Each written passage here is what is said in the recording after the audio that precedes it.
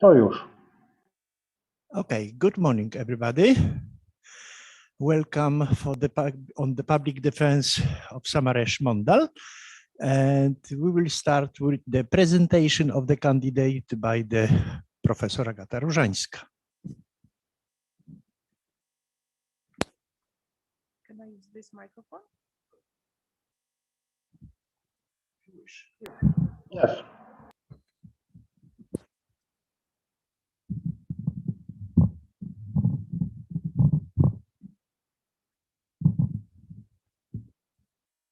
Okay, can you hear me? Yes. Yes.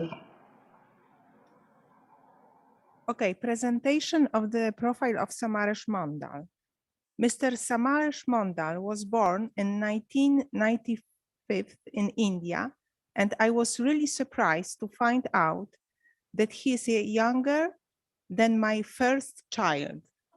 His family lives in the countryside, and Samaresh was the first family member who received academic education, obtaining his bachelor degree in University of Burdwan, West Bengal, and master degree in Pune University in Bangalore.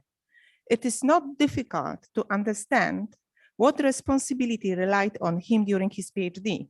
In addition to gaining his scientific knowledge, he had to convince his family that it was worth to live so long in such a distant country to achieve something that his family members do not fully know. How parents can encourage their son in doing something that is so unfamiliar for them?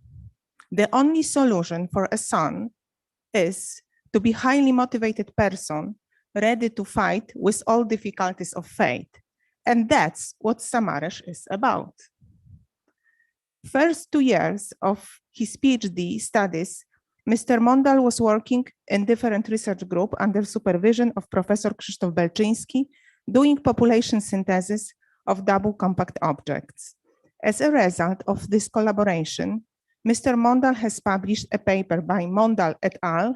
Titled "The Connection Between Merging Double Compact Objects and the Ultraluminous X-ray Sources." Nevertheless, he became more interested in work with observations, and he came to me to learn X-ray data reduction and analysis for better understanding the nature of ULXs. I accepted his proposition after listening to his contributed talk on Polish Astronomical Society meeting in Olsztyn in 2019, and it was an excellent decision. Mr. Samaresh Mondal started to search archives for interesting data, which can tell us more about ULX sources. He became very fluent in searching X-ray catalogs, reducing data from Chandra, XMM, Newton, and NuSTAR satellites, fitting spectra, and analyzing light curves. During 2 years, when he worked with me, Mr. Mondal has published 3 papers in refereed journals. In all of them, Mr. Mondal is the first author. 2 papers are published in A&A Journal, and the third in MNRAS Letters.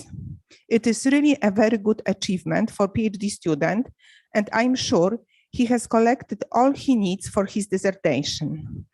Mr. Samaresh Mondal really enjoys working with data. He got ability to find interesting source, extract multi-epoch spectra, corrected for instrumental effects, and to make frequency resolve short timescales variability analysis. His papers contain analysis of 3 sources, concluding that all of them possess stellar mass compact objects with super Eddington accretion. In case of one ULX, he found that the flux in soft energy range lacks the one in hard energy range, and he made simulations showing that such effect is not caused by a Poisson noise. The soft lag amplitude in ULX sources is a very important feature indicating their similarity to X-ray binaries and the stellar mass black hole in their centers. My relation to Mr. Samaresh Mondal is exactly what I always imagined it should be between PhD student and supervisor. He is attacking the scientific problem with passion. He is exploring internet to learn all codes, tools, and algorithms to work with data reduction and analysis. And finally, he comes to me with exciting outcome that requires revision in terms of corrections, clarity of presentation, and message power. He accepts all my advices and suggestions with gratitude, and he never gives up. Due to pandemic situation, he was not able to advertise his work properly, but I hope it will change very soon. I'm very pleasant to have included Samaresh Mondal to my research group. Since many years, I was aiming to extend my scientific activity by comparison of computed models with real data. The work made by Samaresh Mondal is an excellent initiation for an X-ray exploration actions in my group, and I fully recommend his PhD thesis for dissertation. Thank you. Thank you very much for so detailed presentation of the candidate. And now there is a time for presentation of the main results of your thesis. Hello, everyone, and welcome to my thesis defense. And before I start the presentation, I would like to thank my PhD committee, the professors, and the friends and colleagues who joined with me today. So during my PhD, I was working on ultraluminous X-ray sources. And in today's presentation, I'll give you a brief overview of my work, which I did in the last 4 years.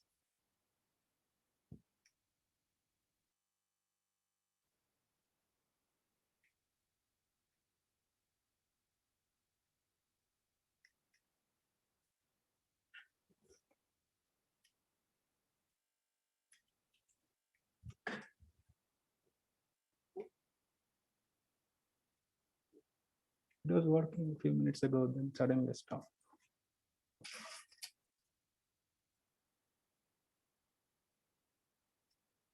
Okay, now it works. All right.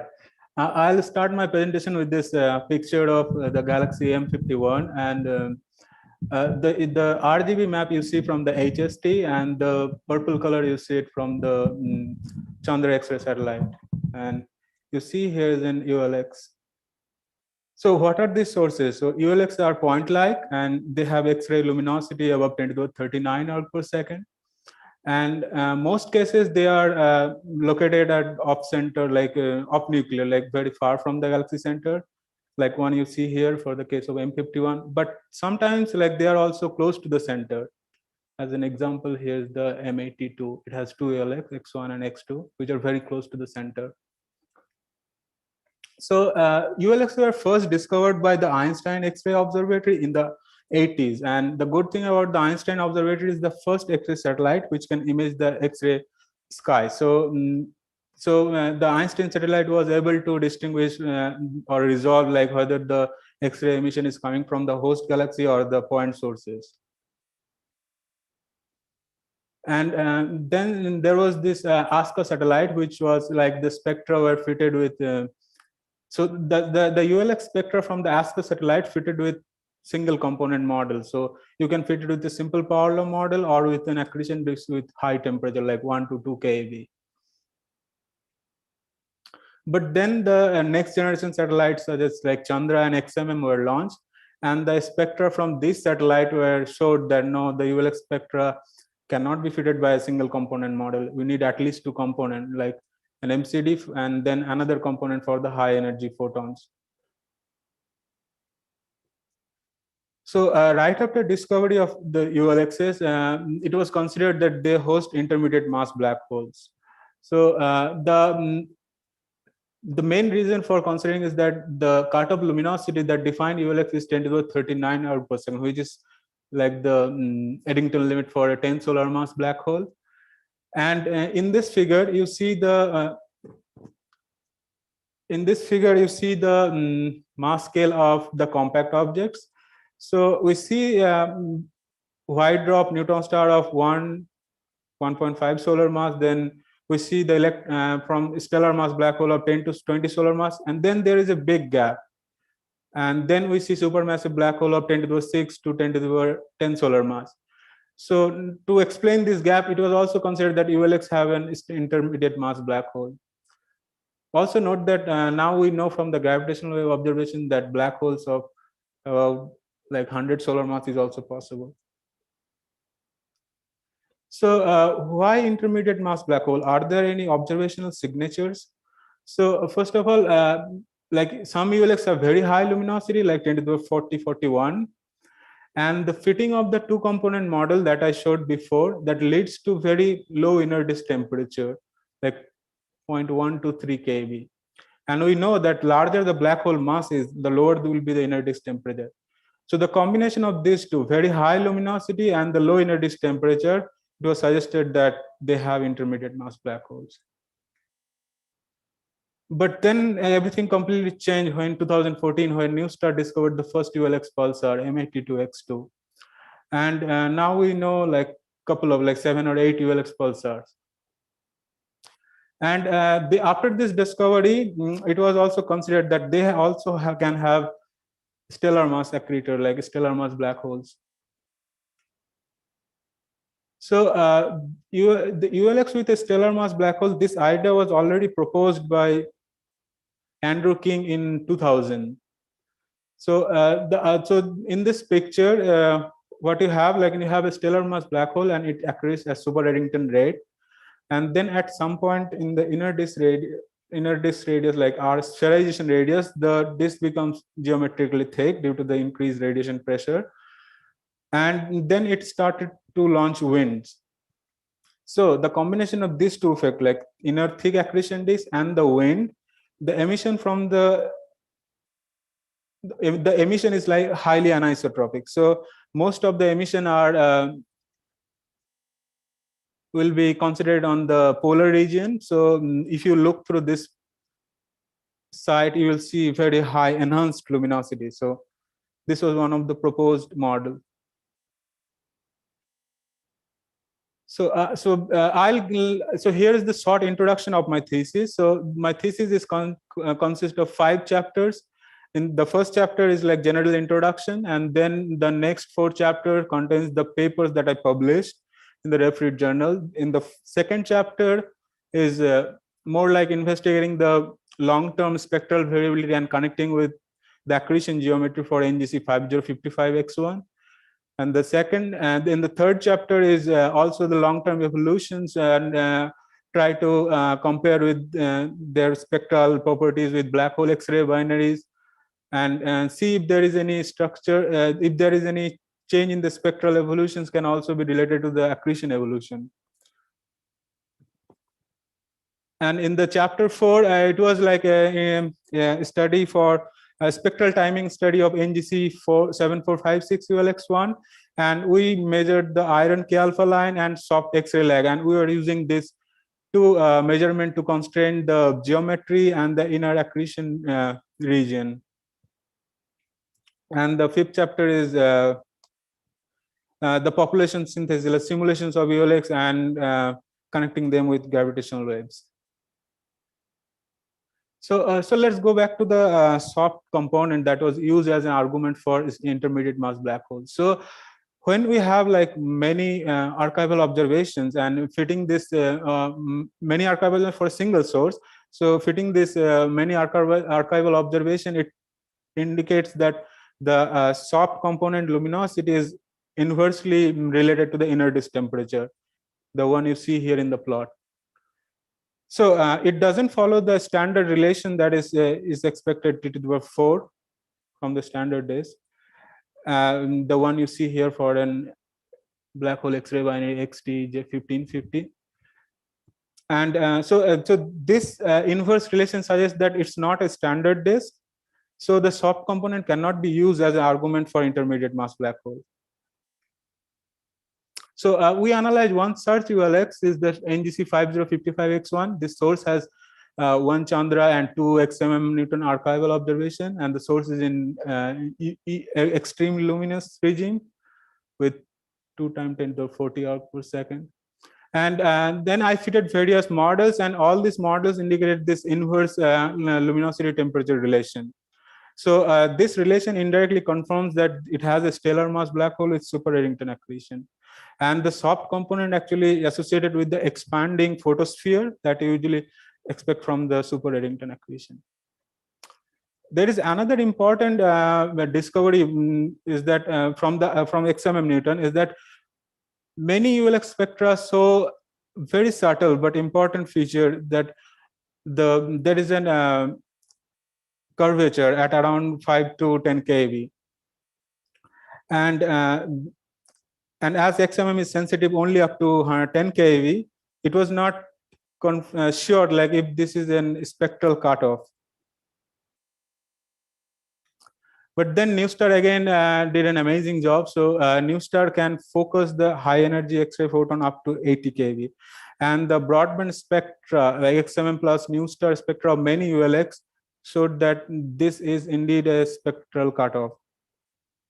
So here in this plot, you see for the case of NGC1313X1, and here the two cases of IC342X1 and X2. So now we know that this peculiar spectral curvature is like an like common general property for all ULXs. So why this curvature is important? So this curvature is important because so here in this case you see two examples. One is the black hole X-ray binary of 21 solar mass, and it also it has a cutoff at around 100 keV. On the right hand plot you see a black hole of 10 to the power 8 solar mass, which also has a spectral cutoff at around 100 keV. So if ULX has an intermediate mass black hole with sub-Eddington accretion, you also expect to have a cutoff around 100 keV, more or less. But the observed cutoff like around 5 to 10 keV in all ULXs may suggest a different mode of accretions. For instance, like stellar mass black hole with super Eddington accretion. So in the next project, I was analyzing the archival observation of Sarcinus ULX5, and here you see the residuals from fitting and power law model to XMM plus NewStar 2013 data, and there is two interesting feature here. And there is a soft excess at around 5 to 1 keV. This soft excess is like if we add an accretion disk component, this soft excess is resolved, and then there is the cutoff that I was talking before at around 5 to 7 keV. So this source has a really large number of observations, like 18 years from 2001 to 2018. And on the left-hand plot, you see the long-term light curve, and you can see that the flux of this source almost changes by an order of magnitude. And on the right-hand plot, you see the hardness intensity diagram of the source from the XMM Newton EPIC PN detector only. So the hardness ratio intensity diagram looks somewhat like, and there is a two island. There is in the upper panel, and then there is this another like lower island. And when the source is in the high flux state, like in this 2 point, it sits on the upper island. Whereas in the source in the low flux state, for this point, it sits on the lower island. So we saw some hint from the hardness intensity diagram. There is a spectral variability. So to further investigate in detail, we did detailed spectral analysis for all the archival observations, and here is the result from the spectral analysis. So in this plot, you see the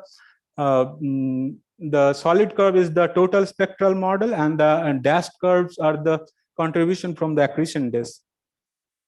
And we discovered 3 states. And one is this low flux. When the source is in the low flux, the spectra is more or less described by a power law type shape. When the accretion disk contribution is very low, like 1 in 2001, and then 2014, and then 2018 February.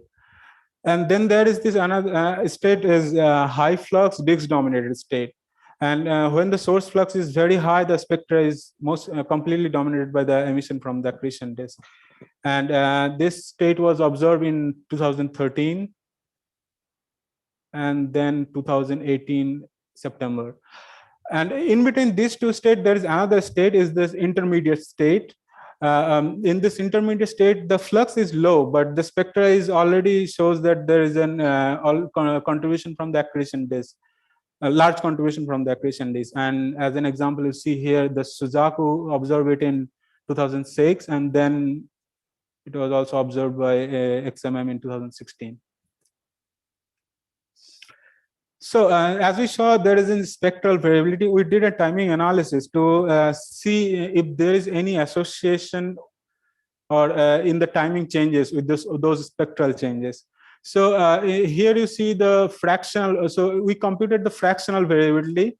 So if you are from the X-ray background, then you know what is this term. But if you're not, so what you can think of that fractional variability is the measure of how large the light curve changes on very fast time scale. So, so here's the result. So when the source is in the low state, like in this box, the fractional variability is really high, 10 to 15%. But then when the source goes to the up state, here in this 2 point, the fractional variability is suppressed, like only 2%. And this behavior is very similar to galactic black hole X-ray binaries. So when the source go in the hard low state, it exhibits high fractional variability, but then when it goes to the outburst high soft state, the variability is suppressed. So in the next step, we estimate the inner disk radius from the fitted accretion disk model, and then trace back this inner disk radius to find what is the mass of the central compact object. So so we can do this from the normalization of the fitted accretion disk model. So the normalization of the fitted accretion disk model is given by this formula, and here the d10 is the distance to the source in 10 kiloparsec unit, and theta is the viewing angle. So we know that distance to the source is distance to the host galaxy is 4.2 megaparsec, and the viewing angle is, for viewing angle we assume it's face on 0 degree. So here are the results. So in this plot, the blue curves are the characteristic radius for a 10 solar mass black hole. So this upper line is the 6 Rg radius, and then the lower is the 1.2 Rg for a maximally spinning 10 solar mass black hole. So and you see that all these 5 points sits very close to the 6 Rg. And in this 5 observations, the spectra was dominated by the contribution from the accretion disk. Whereas this 3 points, where the source was in the low flux, low state, where the spectra is dominated by the power law emission, the accretion, the inner disk radius was not properly constrained. And then the next we measure the flux versus temperature relation. So like if you have a standard thin accretion disk, you will expect to have a T⁴ relations. And so in this plot, we only included the 5 observations where we have this disk dominated states, because then the accretion disk was properly constrained. And you see that the relation closely follows T⁴ and this indicates that it might be advection dominated accretion disk flow. So the combination of these two, inner disk radii and the disk luminosity temperature relation, suggests that Circinus ULX5 has a stellar mass black hole.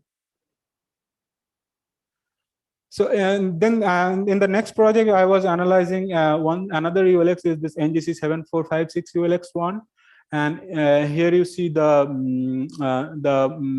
spectra from the XMM Newton. And the spectra is very similar to typical ULX. It has a 2-component model with an MCD is here, and then a thermal combination. And the source is in the ultraluminous soft state, in which the soft component picks over the harder component. And more importantly, we discovered an excess at 6.4 keV. And this suggests that the emissions from iron K alpha line. And the width of the line suggests that it originates around 85 Rg, and the equivalent width that I measured is like the highest in ULX so far. So this line was only observed in M82X1 before. So this is the second ULX where we discovered this iron K alpha line.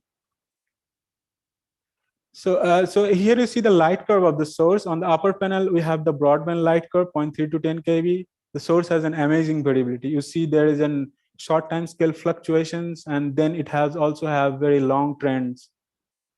And on the bottom panel, you see the soft band 0.3 to 1 kV and the hard band 1 to 10 kV light curve.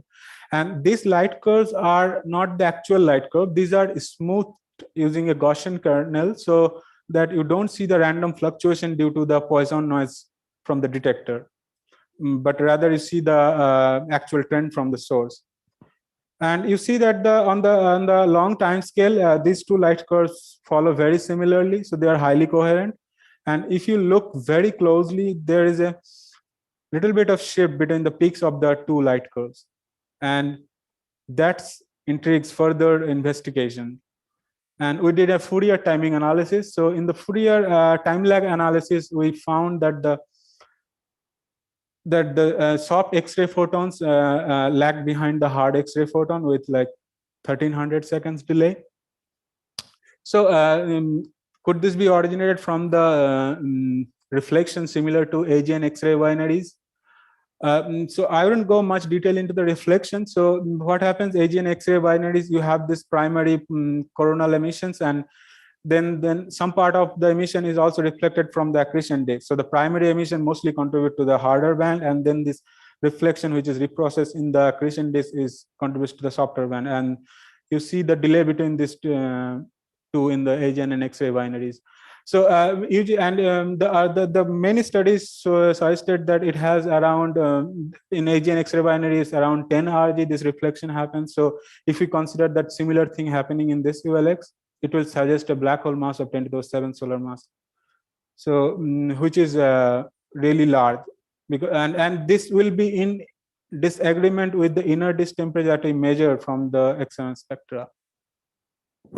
So to further investigate like what is the reason of this soft X-ray lag, we computed the coherence spectra. So here in this plot, you see the blue curves are the time average spectra, and the red points are the coherence spectra. And you can see very clearly that the coherence spectra seems to follow the harder component, and there is a lack of contribution from the soft spectral component. So this interpretation suggests that it's not a delay between the two spectral components. Rather, it's a delay between the soft and hard X-ray photon of the harder component. So, so here in this plot, I listed all the ULS that have discovered with soft X-ray lag. So the one that we discovered is this NGC 725C ULX1, and in the parentheses you see the time scale in which this lag was measured. And you can see that all these 4 ULX have similar lag, more or less, with they observe in the similar frequency interval. And on the other hand, there's another source is NGC 5408X1, which has a really low amplitude of the soft lag, and it was observed at higher frequency. And so it might possible that these 4 sources have same physical origin of this soft X-ray lag, and this could be an outlier from the 4 sources have different origin. So so far I was talking about the X-ray observation of ULX. So during my PhD, I was also doing numerical simulation of ULX, so and try to connect with gravitational waves. So the main motivation behind this work is that there are a couple of ULX that has higher mass black hole, higher mass companions, like around 20 solar mass. And then there is this both optical observations and the population synthesis studies suggest that ULX belongs to the high mass X-ray binary category. So so therefore we thought that ULX might form a binary compact objects that are observed by LIGO Virgo at the end of their stellar evolution. So for this work, I used this Star Trek population synthesis code, and here are the initial conditions that I use in the code. The code is very versatile. It has various type of binary interactions like Roche-Low overflow, mass transfer, common envelopes, tidal interactions. The code also have various supernovae mechanism and also direct collapse that that determines the final compact object mass, natal kicks. And I simulated 64 million binary star in 32 different metallicities.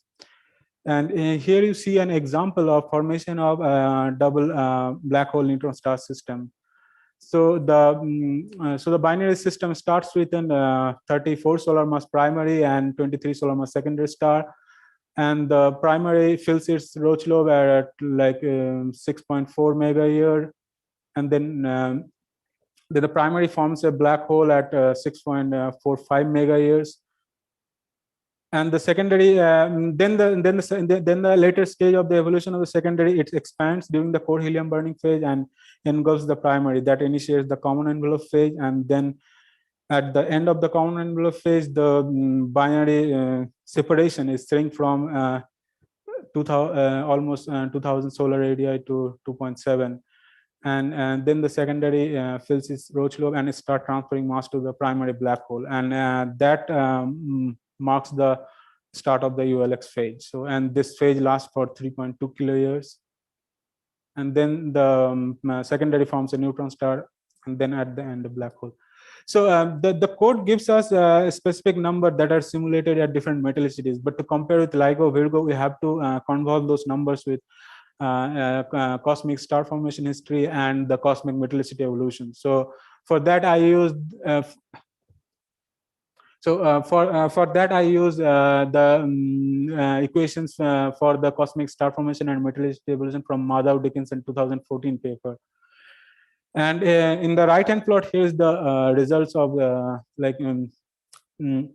the results. And in this plot, you see on this part is the merger rate densities in gigaparsec cube per year unit for all the system that form binary black hole neutron star, and neutron star. And in this part, you see the merger rate densities for only system that has evolved through an ULX phase. And for the binary black hole system, you can see that nearly 50% of it like have evolved through an ULX phase. And here are the estimates of current estimates, like for combining O1, O2, O3 from the LIGO Virgo. So the current estimate is like for 15 to 38. So which is very, so our results are very close to the current estimates. So to summarize, so in the chapter 2, in the chapter 2, here are the observational results that I obtained. Like the NGC 5055X1 has in this inverse luminosity temperature relations, and this negative relation, this negative correlations is associated with the wind photosphere, and so it indirectly suggests that it has a stellar mass black hole with super accretion. And on the chapter 3, I tracked the evolutions of the spectral state and the short time scale variability of such CMS ULX5, and the flux and temperature relations follows and 2 to T2 relation close to 2. And the conclusion from this paper was that the first observed time scale for the state transition is around 7 months. Could this be similar to X-ray binaries? We don't know. We need longer monitorings, frequent monitorings. And the inner disk radius for the disk dominated state is very close to 10 solar mass black hole. So the flux and the flux temperature relation suggests that it has an advection dominated accretion flow. On the paper 3, on the chapter 4, we discovered the iron K alpha line in NGC 74 ULX1. And this is the second ULX so far to have this feature. And we also measured the soft X-ray lag in this same source. And this is the fourth ULX to have this feature. And the conclusion from these results are that the detection of this iron line and soft X-ray lag confirms the similarity between the accreting black holes. And then the large amplitude of the lag So it could, so we're still not sure what is the main mechanism behind the source. So there is this current possibility of there is this current model, or the possibility is that this lag can be explained by multiple scattering inside the wind medium. So so when you invoke the wind medium, that also indirectly confirms that it also has a stellar mass black hole.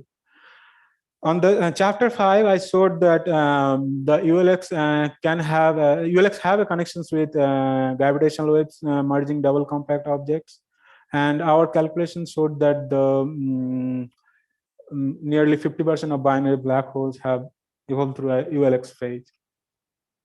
So before I finish, I'd like to thank. I would like first I would like to thank my supervisor. Without her support and without her support, constant encouragement, I couldn't have finished this thesis.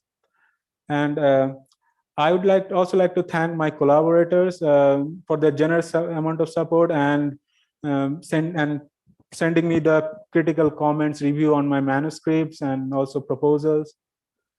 Last but not least, I would thank my parents and the friends here who made my life here in Poland exciting, cheerful.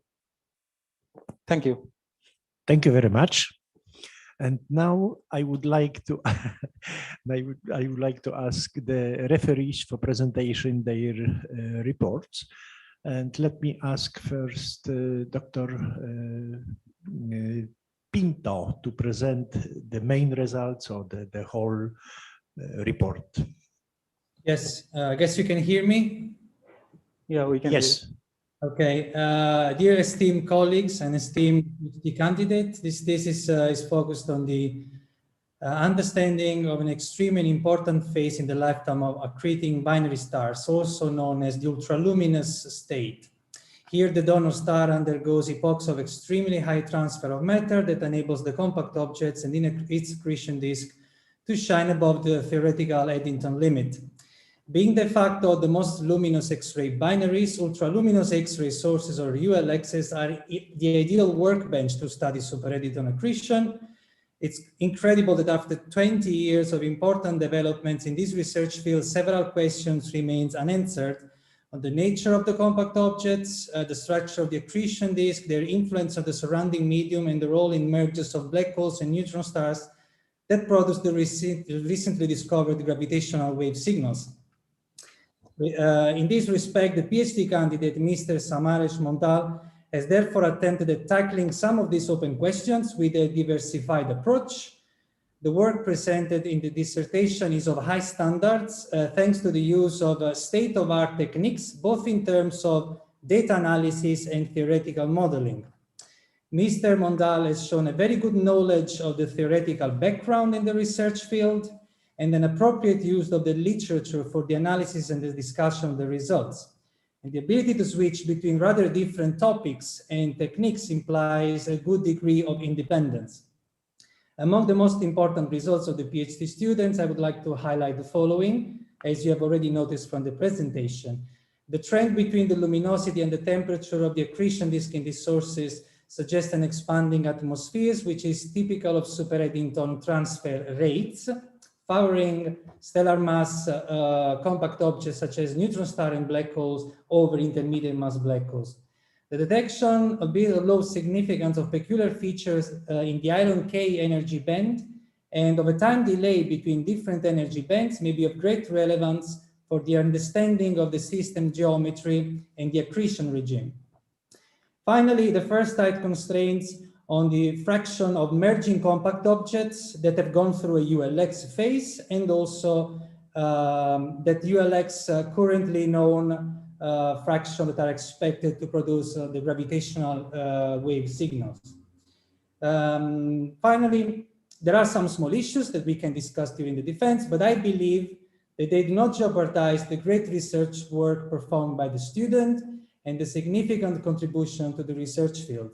I therefore consider the doctoral thesis of Mr. Samaresh Mondal to meet the criteria prescribed by the law and for doctoral dissertation, and I highly recommend him to be awarded with the PhD degree. Thank you. Thank you very much. And now I would like to ask Dr. Svoboda to present his report. Can you hear me? Dear colleagues, good morning. Good morning. It's my pleasure to review the summarized thesis because it's very high-level thesis, and it is on probing the nature of the accretion in ultraluminous X-ray sources, the ULXs, which was nicely introduced. So I will just go in my report to the second part, just that Samarej Mondal has achieved a very good original spectral and timing analysis results that are novel results published in refereed papers, highly ranked astronomical journals as a first author. As it was presented, the performed spectral timing analysis led to a better understanding of the role of different components responsible for the observed X-ray emission. So, for example, in NGC 5055 X1, the authors found an anti-correlation between the luminosity and the inner disk temperature, confirming the accretion exceeding the Eddington limit. In Circinus ULX5, the authors found subtle division of accretion states during the evolution of X-ray flux. In NGC 7456 ULX1, they found for the first time the evidence of both an iron line and sub-X-ray time lag. Finally, the presented fourth paper, first chronologically, discusses the connection between the merging double compact objects and ULXs, which is an interesting theoretical work addressing a question whether the merging compact sources being detected via gravitational waves can go typically through ULX phase. The work predicts that about 50% of double black holes evolve through an ULX phase, which is an important result to understand the gravitational wave populations. Also, similarly to previous three papers, also this paper is published in highly ranked astronomical journal.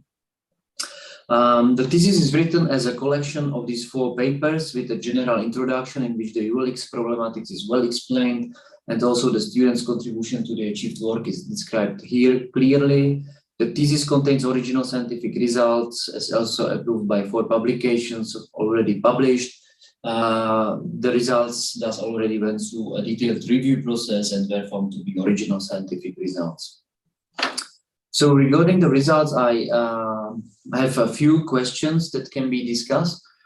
And the first question is that it has not been actually ruled out that the studied ULX can have a neutron star as the highly accreting compact object, but the thermal black body of the neutron star surface was not included in the spectral model for X-ray data fitting. So I was wondering whether this component could have any effect on the achieved results, namely on the inner accretion disk temperature measurements, and thus also on the found anti-correlation with the luminosity of this source. Then in paper 2, different spectral states are identified in the ULX Circinus ULX5. And in discussion of that paper, the state evolution is compared to Q-shaped state diagram of X-ray binaries. And I wonder whether these spectral transitions of ULXs will follow the X-ray binaries diagram, where the accretion rate actually varies by several orders of magnitude between the low hard and high soft state. So I would like to know Samare's opinions whether these ULX states should be similar to X-ray binary in the total evolution, or whether this would be rather an extension of such diagrams in the high luminosity, so the upper extension in these diagrams. And yeah, based on the found percentage of black hole progenitors that probably goes through the ULX phase, I wonder whether it is possible to predict how many black hole merging events should be observed by LIGO based on the known ULX population in the local universe, whether it is ever possible to make such a comparison based how many LIGO detections we observed, how many ULX we know, and so whether it can be compared to the theoretical predictions. So this would be my main points for the discussion, but my conclusion of the thesis is that this is very, very high level thesis, and that I fully appreciate this brief and clear conclusions also in the last section of introduction that clearly describe the author's contributions to the ULX research, and that this thesis contains very valuable original scientific results. So summing up, I consider the doctoral thesis of Samaresh Mondal is very valuable contribution and definitely meet the criteria prescribed by the law for a doctoral dissertation, and therefore I recommend to give the PhD degree to Samaresh Mondal. Thank you very much, Dr. Swoboda. And Piotr Lubiński, Dr. Lubiński, I would like to ask you to present your report or the main results from the report. Can you hear me? Good afternoon to everybody. Okay. So I think that my colleagues already justified why this topic is, so I would skip that.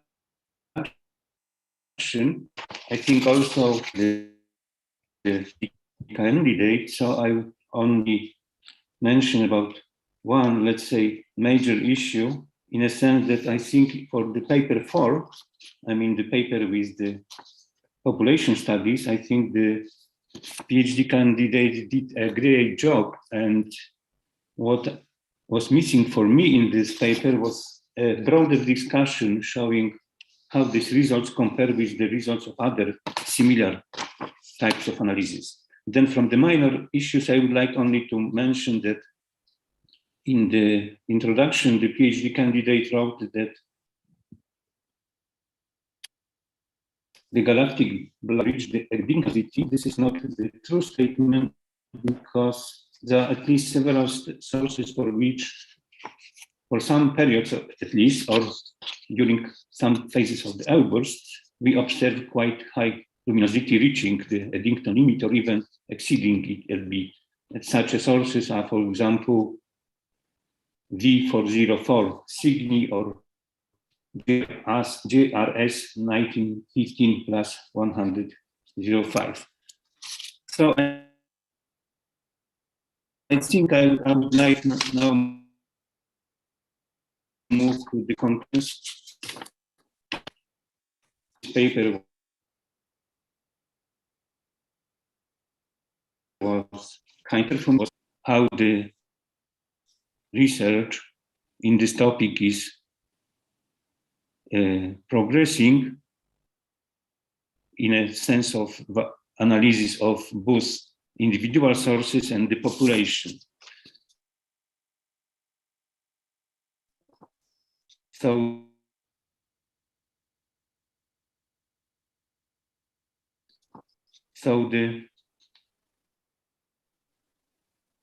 because this is just summarize by other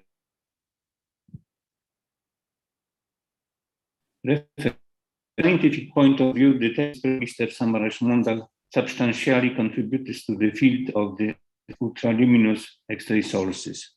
Studying the evolution of double compact objects in the context of the URL-X phase, the author proved his competence in performing a comprehensive population modeling with a number of various ingredients. On the other hand, examining properties of the three individual URL property spectra and timing data from XMM Newton, Suzaku, Nussler, and Chandler satellites, using also his own software. Interpreting the results, the author performed various calculations aiming at examination of the correlations between various parameters of the studied object. The results were compared with those coming from other studies and discussed in relation to various aspects. Presentation of in detail is a convincing interpretation. Despite several minor of the statistical analysis expertise to carry on the research task. In conclusion, the PhD thesis of Magister Samaresh Mondal fully satisfies all the criteria prescribed by the law for a doctoral dissertation. Therefore, I request that this dissertation be admitted to a public defense. Thank you. Thank you very much. We had the troubles with the connection, but nevertheless, we have heard the final conclusion.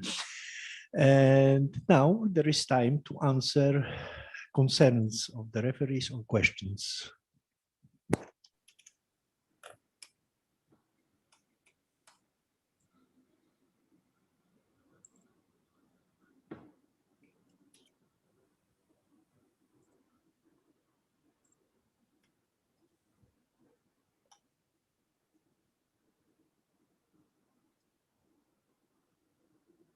Yeah, so as the referee pointed out that in the first in the simulation paper there is a missing the discussion is missing. So the referee asked for the comparison of our results with the paper mentioned here. Like so the results we got are from the results that we got are the mentioned here. And so in the paper, this Finke and Razaki, so their merger rate density is around 20 to 400 giga per second per year.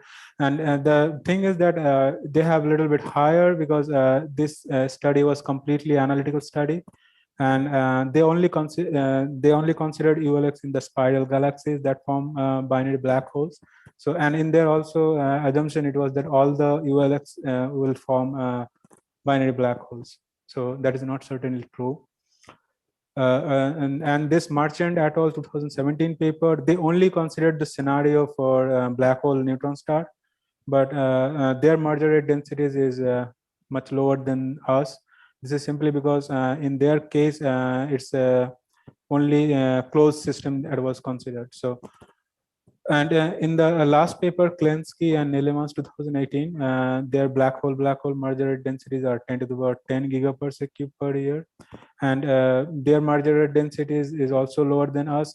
This is simply because they also considered a subset of the systems, like they only consider high mass X-ray binary with stable mass transfer phase. And then the next, the referee pointed out that in the abstract it was there was this a line that the parameter constraining the origin of the line is equivalent with, and it's not true. So indeed the referee is correct. So the parameter constraining the origin, like the line, is width of the line, not the equivalent width, and the width of the line is 146 plus minus 140 eV, whereas the equivalent width of the line is around 2000 eV. And the next point is pointed out by both referees, that in the introduction and many times it was mentioned that the ULX are located in the outskirts of the galaxies, and this is not certainly true for sometimes some cases, like for the case of M82, where we have this two sources X1, X2 is very close to the center. And I completely agree with the referee. Indeed, there are some ULX that are located close to the center of the galaxies. But this word was used by the community like since long times ago. And the reason behind that this word was used, outskirt, is to distinguish the ULX from the supermassive black holes, because in the earlier days it was not clear like what is the nature of the ULX. So and then the next comment is mentioned by all three referees, that the limiting value that is mentioned in the introduction for the state transition in X-ray binaries is 0.1 to 5%, which is not exactly correct. And then the referee also mentioned that there are a couple of sources like basic B4641, then B404 Cygni, and then one persistent source GRS 1915. These three sources periodically or sometimes goes very close to the Eddington luminosity.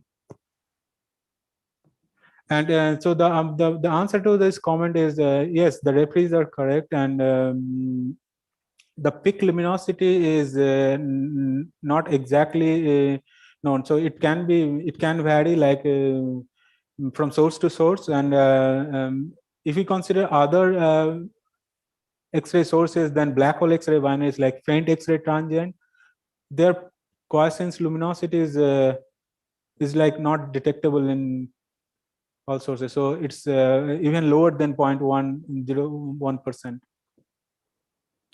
And then the quoted value 0.1 to 5% was like to give a general idea to the reader, and the main intention for this was that the main intention was that to show that the quiescence luminosity is low, but when the source goes to the outburst is much higher luminosity.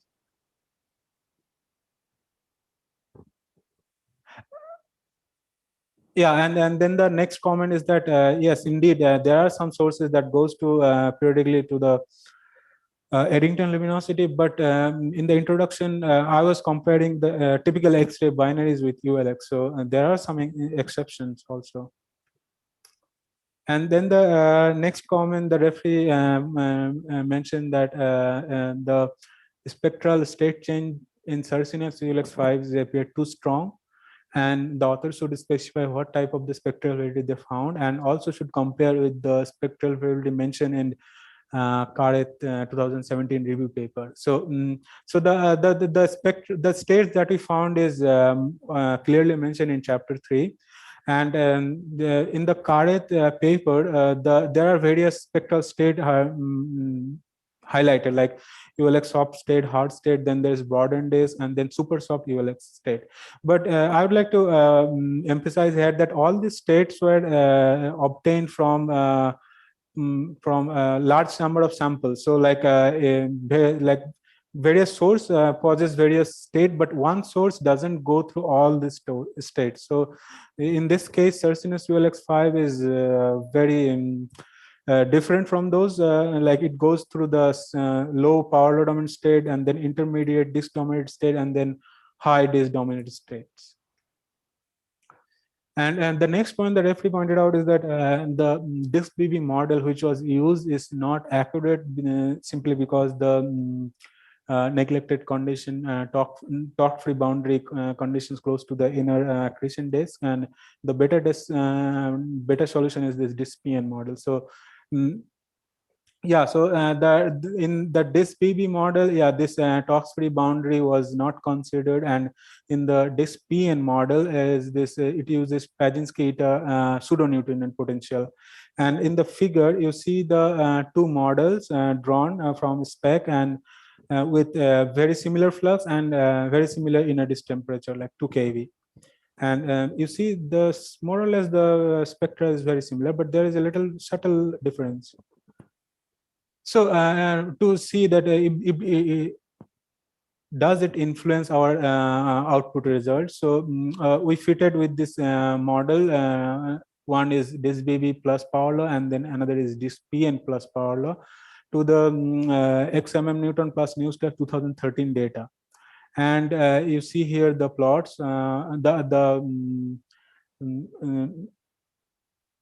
yeah, you see that the disk components peaks at very similar temperature, and here the fitting parameters. And for the disk BB plus power law model and disk BB plus PN model, and the inner disk temperature are very close to similar. And then we also estimated the inner disk radius similar to before that I was showing in the presentations, and then that gives the mass of the central compact object for the disk BB model is like 8.39, whereas the disk PN model is 7.80. So there is a little bit difference, but it doesn't gonna change the conclusions that it will have a stellar mass black hole. And then the next point, the referee mentioned that so we used Akakai information criterion to distinguish between fit and model. So then the referee mentioned that one should use the sample size corrected Akakai conditions, and I think I should have been more clear in the introduction or in the paper. And indeed, the referee is right, and we use the sample size corrected Akakai information creator and criteria, and this criterion is given by this formula. Actually, the actual formula is this 2m minus CL, but when the modification is added here, the chi-square and the number of parameters and the channel numbers. So the number of parameters are m, and the number of channel is n. So so in the next point, the referee pointed out that the cutoff luminosity for X-ray binary and AGN is mentioned in the introduction is around 100 kV, which is like oversimplified. And the referee pointed out that it is possible, it is observed that sources with as low as 20 kV, as high as 200 kV is also observed. And yeah, the referee is completely right. And but again, I was like telling the trend. So there are some exceptions, but the overall general trend is like the energy cutoff energy will be high, like around 100 kV. So and the next point the referee mentioned is that in this NGC 5055X1, in the data in the analysis in the spectral fitting section, it was mentioned that the data doesn't show any spectral variability, and then in the conclusion there was this tight correlation between spectral parameters and the so it indicates that there is a spectral variability. So in that analysis section, when I mentioned is that the spectral is there is no present of spectral variability, is like we do not have spectral variability present in a single observations, like short observations. So that allow us to do time average spectral fitting. And yes, there is a long-term spectral variability present. And then the referee also asked us to do because in the when we earlier did the analysis, we didn't include the C flux model in a spec that gives us the error bar of the flux, and the referee asked that to include the C flux model and see if it is going to change the slope of the fitted model, the slope of the flux temperature relation. So here is the for the NGC 5055X1. So here is the three observations that were fitted with similar models, but then in this time I included the C flux model with flux error bar, and it gives us the flux temperature relations with index of 1.35, whereas in the previous case we have 1.45. So there is a little change, but it's very close to similar. Then the referee asked that what could be the origin of the large equivalent width that we measured in NGC 7456 ULX1, and then the referee asked to comment on the significance of the soft lag observed in other ULXs. So the point is that the given large error bar on the equivalent eye, it's due to the limited signal to noise in the data. So it's very difficult to say anything firmly what is the origin. And so the large equivalent width may suggest that there is a large covering factor of the cold material that is irradiated by the continuum. The limited data quality at high energies also do not allow us search for reflection component that usually we see in X-ray binary AGN, the reflection hump. And so here are the significance for the other ULXs. So for NGC 5408X1, the significance of the observed lag was 99.9%. And for NGC 4559X1, the significance was 99.38%. And then the referee also asked that the fit-in model that he considered, it doesn't include neutron star surface. So if we include, can it affect the final conclusion or the result? So what I like to say here that the data quality is not that high to add very complex model. So yeah, if the neutron star surface has a very high inner disk temperature, it will be different from fitting a simple disk plus thermal contamination model, because if you have a neutron star at very high temperature, it will peak as a single black body. So we might see it in the spectra.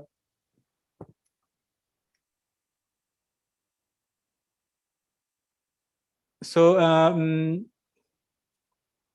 the next point the referee mentioned that the different spectral state identified in Circinus ULX5 was compared in the discussion section, was compared the Q-sept that we see in the X-ray binaries. So the referee asks, why shall we expect such Q-safe? And because the ULX are at very high accretion rate, and so the ULX should represent the upper portion of the, like on the upper left portion of the Q-safe in X-ray binaries, like in the high soft state. So the referee is right, and ULX may not follow X-ray binaries. So, but the aim was to check, like, if Sarsinus ULX5 has any similarity with X-ray binaries in terms of X-ray spectral and timing behavior. In the timing behavior, you already see that when the source is in the disk dominated state, is variability is low, whereas in the low flux state, the variability is high. So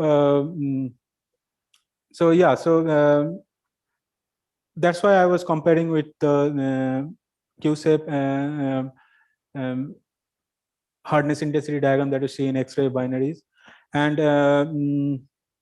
I agree with the referee that it can represent the upper portion of the hardness intensity diagram in the X-ray binaries, and but it's not clear so far. Like, there are some studies, like recently this paper came by Gurpi, so they also show very rapid transition between the various state in the X-ray, in the hardness intensity diagram, but it's not clear what is causing. So it can be obscuration by the heavy wind, like there's a precision disk inside, and when it presses, it sometimes towards the line of sight, this obscured by the heavy wind. So the changes in the hardness intensity diagram can be also due to the wind effect.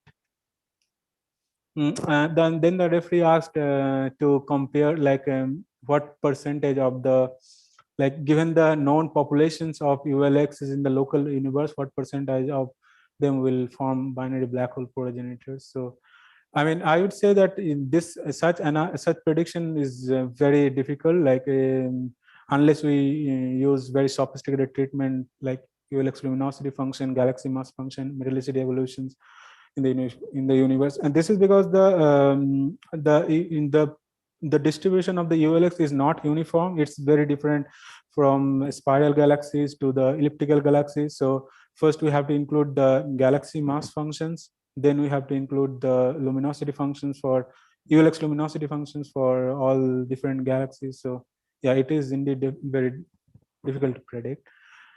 And then so in here is the table that in this table the numbers are here, is that here are the ULX that form merging double compact object in percentage, and here are the ULX that are that form merging double compact object with observed ULX, because in the simulation there was this beaming was considered. So if the beam is aligned toward us, then we might see, and if it is, we will see, and if it doesn't align toward us, we won't be able to see. So this term is the observed fraction. So but this cannot be compared with directly with the observed sample, so unless we include those point I mentioned.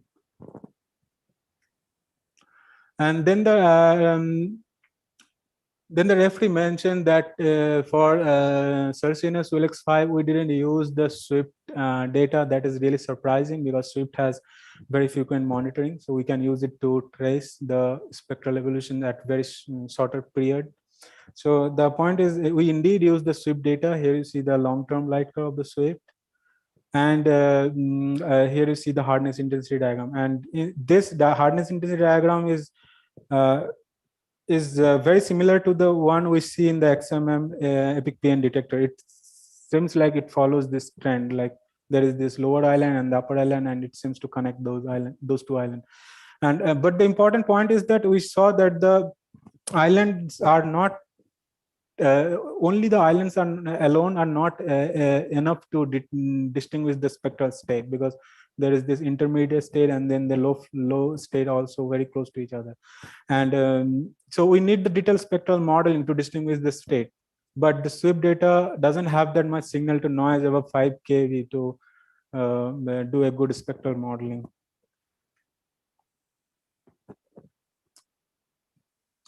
And so in the next comment, the referee pointed out that in this simulations paper, we didn't consider the effect of advections, and the effect of advections is can increase the amount of matter that is dragged into the compact object. So yeah, so in the earlier version of the code, the effect of advection was included, and this effect is still present, and it's the code has a parameter called x Eddington. One can choose does it include advection or not. So the recent paper from Belzinski et al. 2020, it has included the advections, and we see that the result doesn't change much.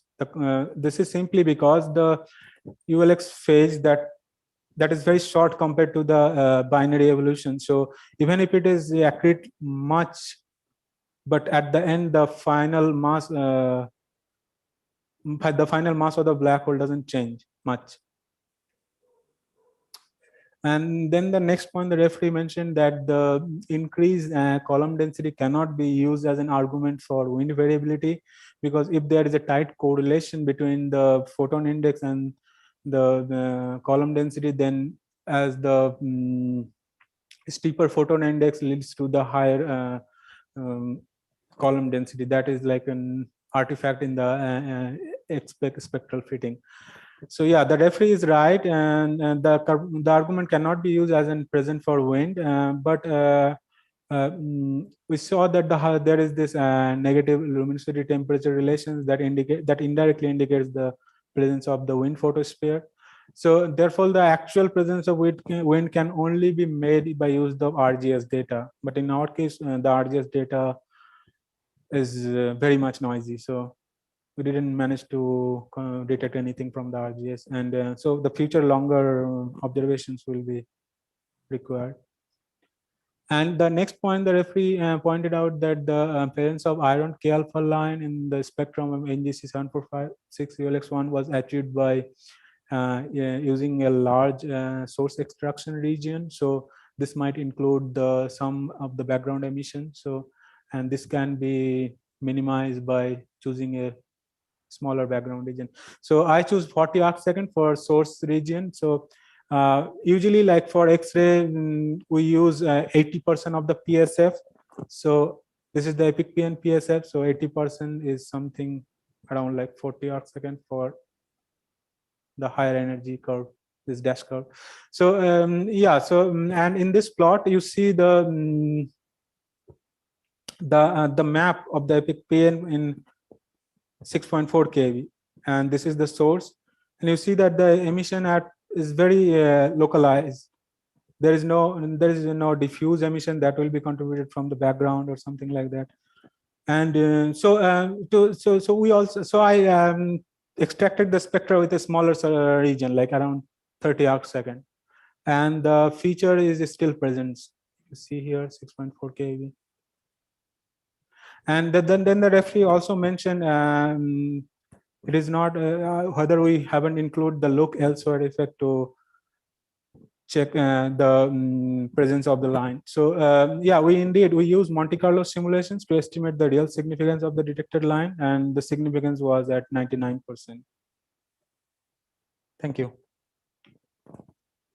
Thank you very much for so detailed answer. I hope that reviewers will be satisfied. And now we have a time to ask question to the candidate, and especially I would like to hear from the reviewers if they are satisfied with the candidate answer.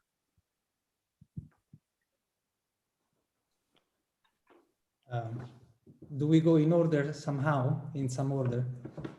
I don't know. If you can, okay, you can start. Okay, I'm absolutely satisfied with the answers, not only to my questions but also to the questions. Although actually, I will let the other reviewers decide whether they are satisfied or not. Yes, I'm generally satisfied. Regarding the last thing, the iron line that you see here, I'm a little bit skeptical about the emission lines because the excess starts well before around 3-4 kV. And because we know very well that the spectra in ULXs are normally made of 3 components, as soon as you have decent data, if you add the third, the hard component, which could be either from the region close to the neutron star or the black hole, then you may somehow wash away this feature around 7 keV. But this is not an extremely important thing. I mean, it's a weak line, so I don't think there is really much to say about. What I would actually provide to the candidate is actually more of a comment about states. I think there is a little bit of confusion between source states. When we normally discuss about states in X-ray binaries, we discuss about moments and epochs in which the source goes under dramatic changes in the configuration of the system. For example, we have soft states where we have literally only thermal soft component and a tiny little tail in the hard band. And then there are hard states where the source has got a very strong dominant hard component, which goes all the way to 200 keV. When we talk about spectra in the ULX state, we cannot talk about soft state and hard states because they are all soft states compared to the X-ray binaries. The ULX states is one state. What makes the difference is the regime, because some sources or different sources, they change even within a few days between soft and hard, but the state is not changes. It's not changed significantly because the broadband feature is kind of the same. What changes a little bit is the exact shape in the canonical X-ray band, which is between 0.3 and 10, but not beyond. The source spectral shape is very similar after all. The change is not dramatic as when we compare to the soft and hard states in X-ray binary. So just to make it clear, it is called the ULX states, and the soft and hard spectra are slightly different regimes due to some either wind obscuration or a little bit of precession in the sources, not that the configuration is dramatically changing. My only question that has not been tackled by the student was more about the representative sample, because often in chapters 1, 3, and 4, it is written that the sources don't vary at all. And I've seen that actually the student has changed a little bit the sentence while answering some questions. But my question was, precisely was, why do the candidate believe that understanding these peculiarly variable sources would allow us to place constraint on the ULX population, the super Eddington mechanism, if he believes that most ULXs don't vary that much? That was my only question that was not addressed. Okay, thank you. Yeah, so when I was discussing this variations on the populations, so I think there is I was talking about the short time scale variability. Like you see that many ULX, if you see like within one observation, the PhD is very flat, which is compared to X-ray binaries. They have significant red noise and then that goes above. So yeah, so on the long time scale, yeah, indeed there are tangent ULXs, so it does changes. So okay. Next questions, comments from the room or from the Zoom? Please raise your hand so I can see who would like to ask a question.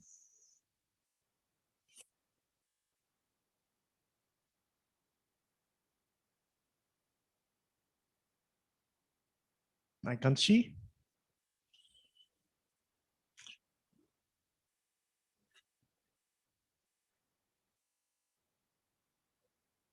I don't understand.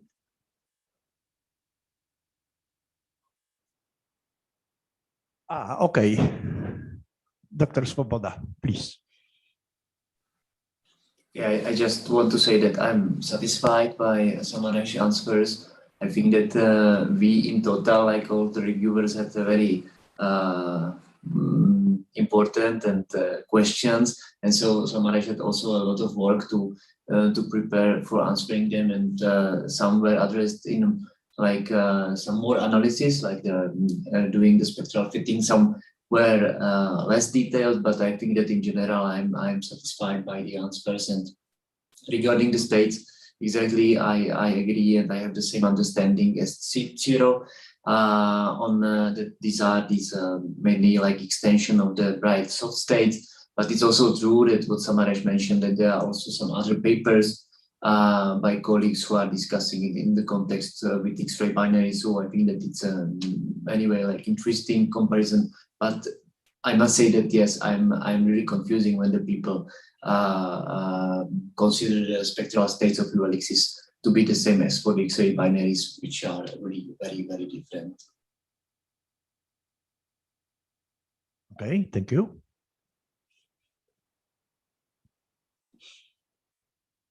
Other questions or comments?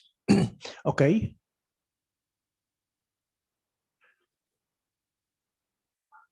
I would like to just have a comment regarding this variability. This was put by us, by Samaresh, because the data are they are. So this is everything what we could do with the data, right? If you would like to do spectral analysis, you have a kind of justified that spectra, you can average those spectra over time. And it's good to do it because you have more counts, right? So, and maybe the comparison with black hole binaries, maybe we used a little bit unfortunate names, but the analysis was done just in analogy, and this is stated with X-ray binaries, and this is clearly stated by Samaresh, right? We didn't expect to have really everything the same, but it is like clear, I think, right? So maybe the names are unfortunate, but let's see what future will show us with better and longer observations. Okay, thank you. Piotr.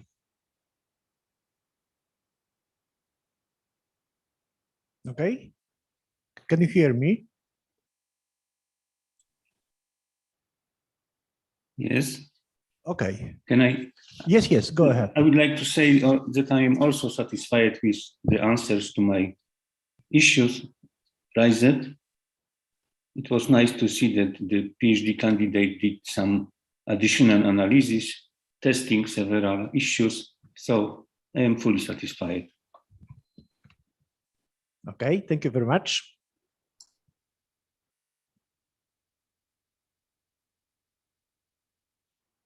Other comments?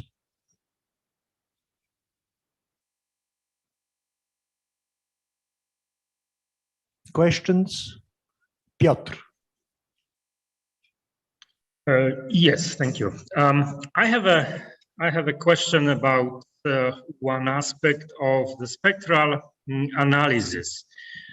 The Samaresh, you showed, for example, some spectra and spectral fits with models, whether it's disk BB or disk PN. There were some other components, and the question is it possible? Have you done some sort of self-consistency analysis, in the sense that when you feed a model for, let's say, a disk emission, you feed and the result is the inner disk temperature, the inner radius, and these parameters can be translated into, let's say, a mass accretion rate through the disk, the physical parameters that drive the disk emission.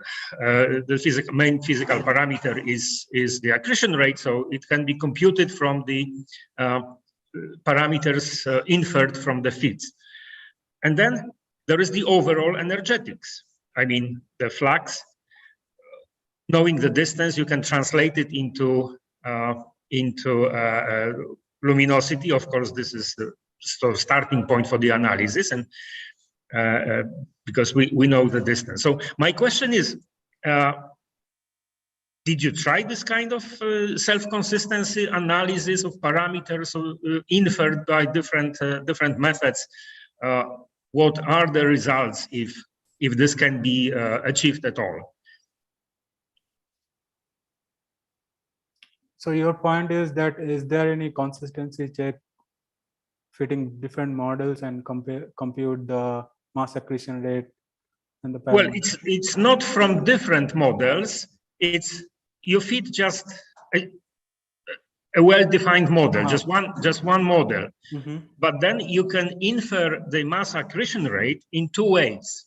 One way is from the temperature of the disk component, and the other way is just the overall energetic. And of course, it's a complicated issue because you have a number of spectral components in the spectrum. So not all energy goes into the disk emission.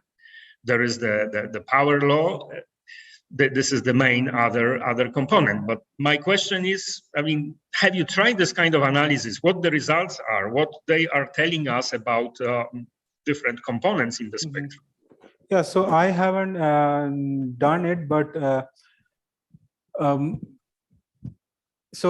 first of all, the mass accretion rate from estimating from the fitting with inner disk temperature and then will not be very accurate because the luminosity that we see is like is not only proportional to the accretion rate. There is some sort of also beaming, and no,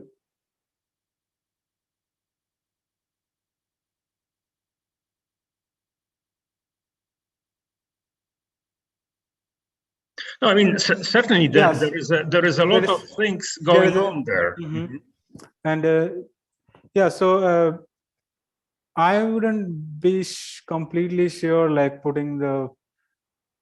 I mean, I wouldn't say like very certainly. Okay, we determine the mass accretion rate, like tracing back to from the inner disk temperature, because as there was this lot of things like if it is advection dominated, then the disk is very thick, so a lot of photon doesn't able to escape. So the output power is low, so doesn't lot of mass is not lost in the wind, so there is a mass also drag.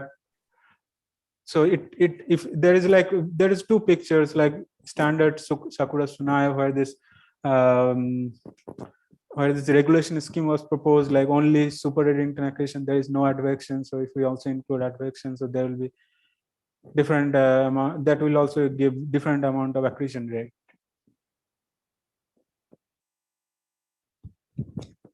Right. Okay. Thank you. Okay. Thank you. Other questions or comments to the candidate?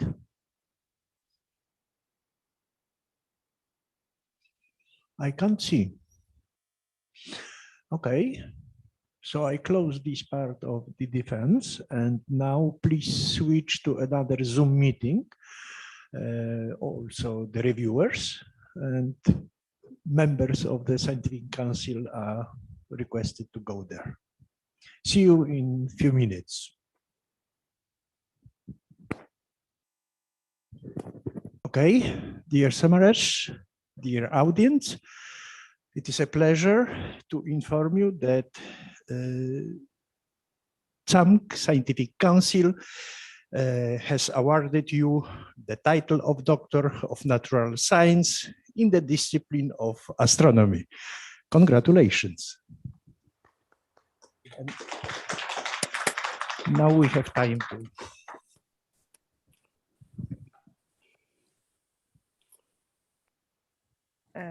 Now you need to make uroczyste ślubowanie. Szanowny doktorancie, stajesz dziś przed nami, aby po przedstawieniu rozprawy i zdaniu egzaminów, w których wykazałeś wymagany poziom wiedzy i umiejętności, uzyskać stopień doktora nauk ścisłych i przyrodniczych w dyscyplinie naukowej astronomii. Przyrzeknij zatem, że wiedzę swą tu zdobytą wykorzystywać będziesz zawsze dla poznania prawdy, prawdę tę będziesz głosił i nią kierował się w życiu. Przyrzeknij także, że zawsze będziesz wytrwale pracował dla rozwoju nauki, a jej wyników będziesz używał nie dla niegodnych zysków i próżnej sławy, lecz dla dobra powszechnego. Przyrzeknij również, że swym zachowaniem nie splamisz godności, którą ci mamy nadać. Czy przyrzekasz?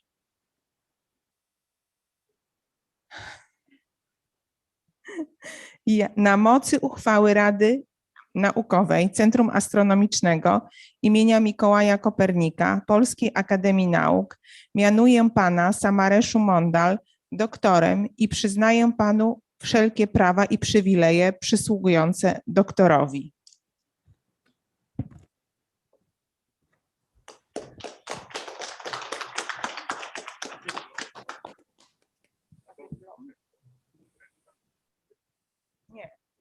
Nie ma tego. Niestety tego.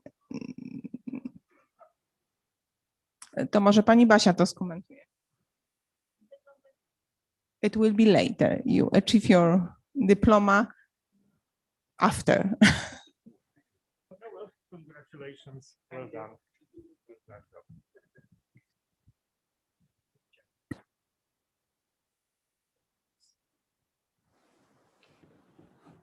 So, okay.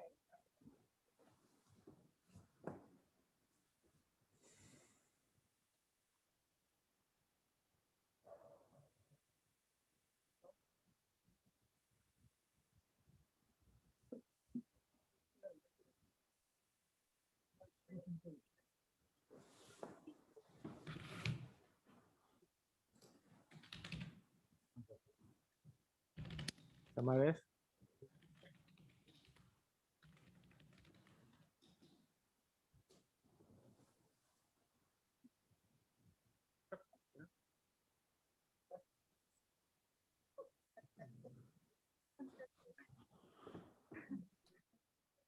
Congratulations.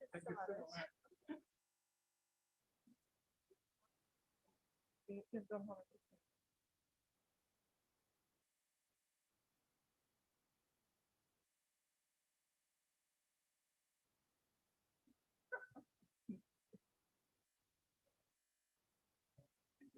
Congrats, nice. Congratulations. Congratulations.